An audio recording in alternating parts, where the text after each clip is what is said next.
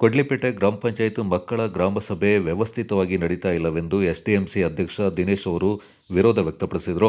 ಗ್ರಾಮ ಸಭೆಗೆ ಇಲಾಖೆಗಳ ಅಧಿಕಾರಿಗಳು ಗೈರಾಗಿರುವುದು ಮತ್ತು ಮಾಹಿತಿ ಕೊರತೆ ಎಂದು ಪಿಡಿಒ ಅವರನ್ನ ತರಾಟೆಗೆ ತೆಗೆದುಕೊಂಡರು.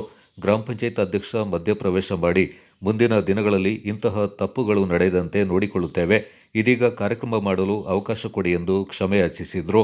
ನಂತರ ಗ್ರಾಮಸಭೆಯ ಆವರಣದಲ್ಲಿ ಸಾರ್ವಜನಿಕರು ಬೀಡಿ, ಸಿಗರೇಟ್ ಮತ್ತು ಮದ್ಯಪಾನ ಹೆಚ್ಚಾಗ್ತಾ ಇದ್ದು ಕೂಡಲೇ ಇದನ್ನ ಸರಿಪಡಿಸಬೇಕೆಂದರು. ಜೊತೆಗೆ ಶಾಲಾ ಮುಂಭಾಗದಲ್ಲಿ ಸಂತೆ ನಡೀತಾ ಇರುವುದರಿಂದ ಸಂತೆಯಲ್ಲಿರುವ ತ್ಯಾಜ್ಯಗಳು ಶಾಲಾ ಆವರಣದಲ್ಲಿ ಹಾಕಿ ಹೋಗ್ತಾರೆ, ಇದಕ್ಕೆ ಸೂಕ್ತ ಕಡಿವಾಣ ಹಾಕಿ ಎಂದರು.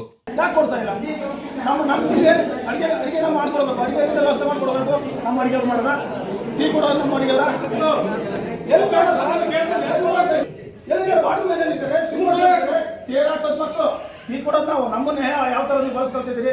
ಹಂಗಾರೆ ಮಾಮೂಲಿ ಸಾರ್ವಜನಿಕರು ಗ್ರಾಮ ಪಂಚಾಯತಿ ಗ್ರಾಮ ಸಭೆಗೆ ಇರುವಂಥ ಗೌರವ ಮಕ್ಕಳ ಗ್ರಾಮ ಸಭೆಗೆ ಇರಬಾರ್ದಾ? ನೀವು ಇಲ್ಲಿ ಮಕ್ಕಳು ಕೂರಿಸ್ಕೊಂಡು ಮಾಡ್ತಾ ಇರೋದು, ಮಕ್ಕಳ ದಿನಾಚರಣೆ ಆಚರಣೆ ಮಾಡ್ತಾ ಇದ್ದೀರಿ. ಇದು ಕಾರ್ಯಕ್ರಮ ಆಗಬಾರ್ದು, ಗ್ರಾಮ ಸಭೆ ಆಗಬೇಕು. ಇದು ಆರೋಗ್ಯ ಇಲಾಖೆ ಇಲ್ಲ, ಒಬ್ಬರಿಲ್ಲ. ಮಕ್ಕಳಿಗೆ ಅಪೌಷ್ಟಿಕತೆ ಇದೆ, ಮಕ್ಕಳಿಗೆ ಚುಚ್ಚುಮದ್ದು, ಮಕ್ಕಳಿಗೆ ಲಸಿಕಾ ಕಾರ್ಯಕ್ರಮ. ಇನ್ನೊಂದು ಮಕ್ಕಳ ಗ್ರಾಮ ಸಭೆ ಅನ್ನೋದು ಶಾಲಾ ಮಕ್ಕಳಿಗಲ್ಲ, 1 ವರ್ಷದಿಂದ 18 ವರ್ಷದವರೆಗೆ ಮಕ್ಕಳಿಗೆ ಇದೆಯಲ್ಲ.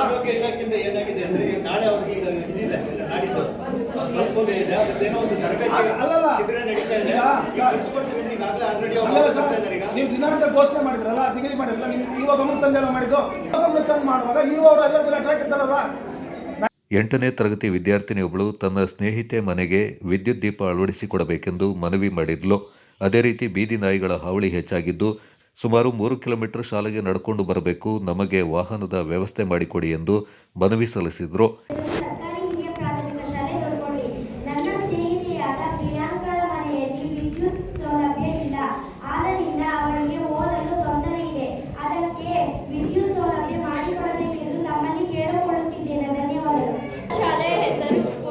ನಾನು 7ನೇ ತರಗತಿ ಓದುತ್ತಿದ್ದೇನೆ. ನನ್ನ ಶಾಲೆಯ ಹೆಸರು ಸರ್ಕಾರಿ ಮಾದರಿ ಪ್ರಾಥಮಿಕ ಶಾಲೆ. ನಮ್ಮ ಸಂತೆ ನಡೆದ ಮೇಲೆ ವಾಶ್ರೂಮ್ಗಳಿಗೆಲ್ಲ ಸ್ವಚ್ಛತೆ ಇರೋದಿಲ್ಲ. ಎಲ್ಲರೂ ಬಂದು ಇಲ್ಲಿ ಸಂತೆ ಮಾಡುವವರು ಹದ್ಗೆಡಿಸಿರ್ತಾರೆ. ಇದಕ್ಕಾಗಿ ನೀವು ಸ್ವಚ್ಛತೆಯನ್ನು ಕೈಗೊಳ್ಳಬೇಕಂತ ನಾನು ವಿನಂತಿಸಿಕೊಳ್ಳುತ್ತೇನೆ. 9ನೇ ತರಗತಿಯಲ್ಲಿ ಓದುತ್ತಿದ್ದೇನೆ. ಶಾಲೆಯ ಹೆಸರು ಸರ್ಕಾರಿ ಪ್ರೌಢಶಾಲೆ ಕೊಡ್ಲಿಪೇಟೆ.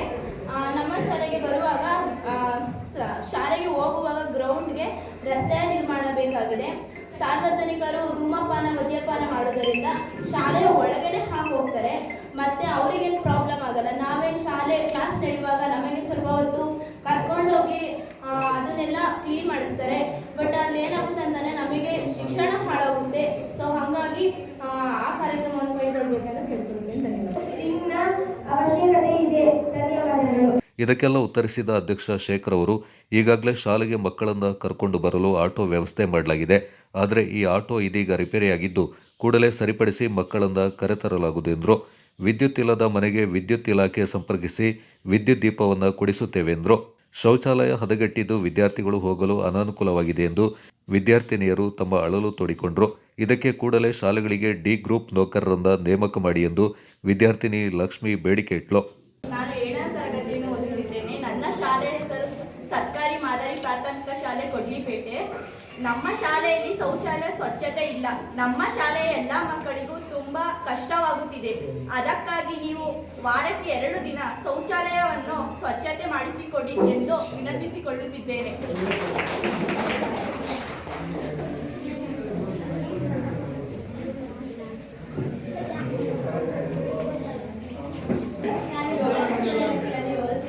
ಸರ್ಕಾರಿ ಮಾದರಿ ಪ್ರಾಥಮಿಕ ಶಾಲೆ ಕೊಡ್ಲಿಪೇಟೆ. ನಮ್ಮ ಶಾಲೆಯಲ್ಲಿ ತುಂಬ ಬಡ ಮಕ್ಕಳು ಇರೋದ್ರಿಂದ ನಾನು ಏನು ಕೇಳ್ಕೊತೀನಿ ಅಂತಂದರೆ, ಪಂಚಾಯತ್ ಅವ್ರಿಗೆ ನಿಮ್ಮ ಕೈಯಲ್ಲಿ ಎಷ್ಟಾಗುತ್ತೆ ಅಷ್ಟು ನಮ್ಮ ಶಾಲೆಗೆ ಅನುದಾನ ನೀಡಿ. ಮತ್ತು ಇಲ್ಲಿ ತುಂಬ ಸಂತೆ ಆಗೋದ್ರಿಂದ ಇಲ್ಲಿ ಕಸ ಕಡ್ಡಿಗಳೆಲ್ಲ ಹಾಕ್ತಾರೆ. ನಾವು ಕ್ಲೀನ್ ಮಾಡ್ತೀವಿ ಅಂತ ಶಿಕ್ಷಕರ ಜೊತೆ ನಾವು ಕ್ಲೀನ್ ಮಾಡ್ತೀವಿ, ಆದ್ರೂ ತುಂಬ ಆಗ್ತಾರೆ. ನಾವು ಈ ಕಡೆ ಕಲಿಕಾ ಪಾಠ ಕಡೆ ಗಮನ ಕೊಡಬೇಕಾ ಅಥವಾ ಸ್ವಚ್ಛತೆ ಮಾಡ್ತಾ ಇರಬೇಕಾ? ಇದಕ್ಕೆ ನಮಗೆ ಒಬ್ಬರು ಆಯಾ ಕಾರ್ಯಕರ್ತೆನ ನೇಮಕ ಮಾಡಿ ಅಂತ ನಾನು ಕೇಳ್ಕೊಳ್ತೀನಿ. ಏನ್ ಮಾಡಿದ್ರೆ ಮಾರ್ಕೆಟ್ ನೋಡಿ ಬಂದು ಹೇಗಿದೆ ಅಂತ ಮನೆ ಬಾಗಿಲು ನಮ್ಮನ್ನ ಮಾರ್ಕೆಟು. ಇಡೀ ಭಾನುವಾರ ಮಾರ್ಕೆಟ್ ನಡೆದ್ರೆ ಶನಿವಾರದವರೆಗೂ ಸಹ ಮನೆ ಬಾಗಿಲು ಬರುತ್ತೆ ನಾವು ತುಂಬಿಕೊಂಡು ಅನ್ಭವಿಸ್ತಾರೆ. ನಾವು ಸ್ವಚ್ಛತೆ ಬಗ್ಗೆ ನಾವು ಹೇಳಬೇಕು, ಲಾರ್ವಾ ಸಮೀಕ್ಷೆ ಬಗ್ಗೆ ನಾವು ಮಾಡಬೇಕು. ಅಲ್ಲಿರೋಂಥ ಕಸ ಕಡ್ಡಿಗಳು ಮಳೆ ಇವಾಗ ಬಿಸಿಲು ಮಳೆಗಾಲದಲ್ಲಿ ಎಷ್ಟು ಪ್ರಾಬ್ಲಮ್ ಆಗುತ್ತೆ ಗೊತ್ತಾ.